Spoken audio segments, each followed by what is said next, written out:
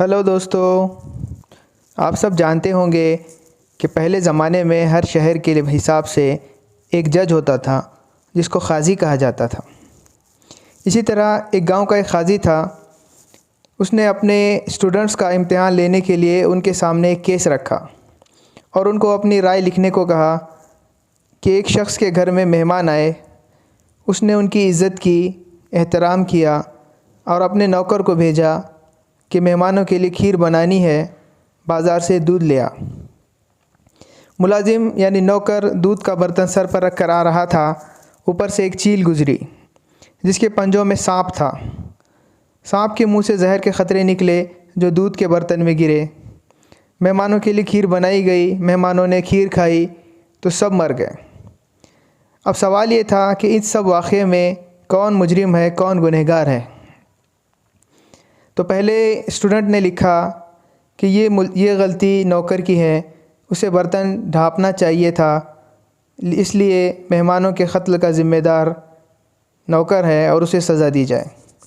क़ाज़ी ने कहा कि ये बात ठीक है कि मुलाजिम को, नौकर को बर्तन ढाँपना चाहिए था, लेकिन ये इतना बड़ा जुर्म नहीं है कि उसको मौत की सज़ा दी जाएगी। दूसरे स्टूडेंट ने जवाब दिया कि असल मुजरिम घर का मालिक है, इसने पहले ख़ुद खीर चखनी चाहिए थी, ख़ुद टेस्ट करनी चाहिए थी, फिर मेहमानों को देनी चाहिए थी। क़ाज़ी ने यह जवाब भी रिजेक्ट कर दिया।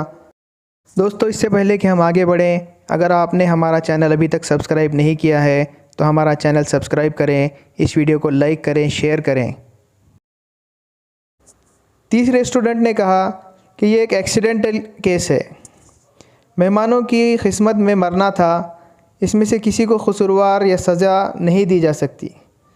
जज ने कहा कि ये किसी जज की सोच नहीं हो सकती और ना होनी चाहिए। जज अगर केसेस को तकदीर पर, क़िस्मत पर डाल देगा तो इंसाफ कौन करेगा। चौथे स्टूडेंट ने कहा, मेरा सबसे पहला सवाल ये है कि ये सब किसने देखा है, किसने चील के पंजों में सांप देखा है, किसने सांप के मुंह से जहर निकलते देखा है। अगर इस मंज़र का कोई गवाह है तो वो पेश किया जाए।